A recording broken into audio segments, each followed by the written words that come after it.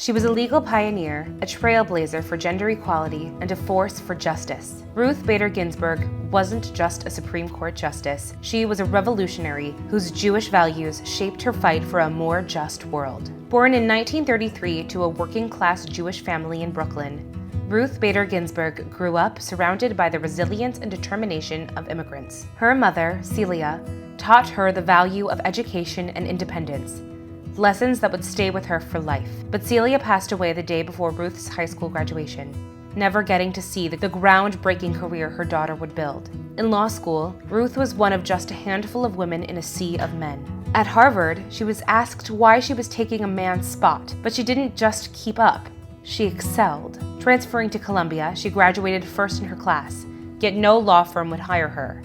Why? Because she was a woman, because she was a mother, because she was Jewish.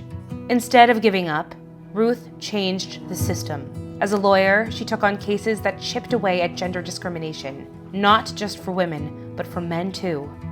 She argued 6 landmark cases before the Supreme Court, methodically forcing America's legal system to recognize that equality under the law wasn't a privilege, it was a right. In 1993, Ruth made history as only the second woman and first Jewish woman to serve on the U.S. Supreme Court. From that bench, she became a voice for the marginalized, a champion for civil rights, and a fierce defender of democracy. And when the majority ruled against justice, she dissented, loudly.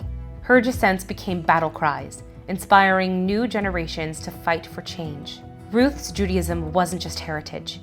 It was a driving force behind her work. She often quoted the Torah's command, Tzedek, tzedek tirdof, justice, justice, you shall pursue, believing deeply that fighting for fairness wasn't just a legal duty, it was a sacred one.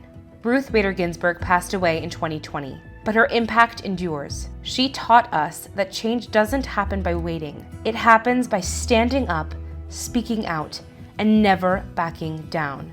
Because real justice isn't given, it's fought for.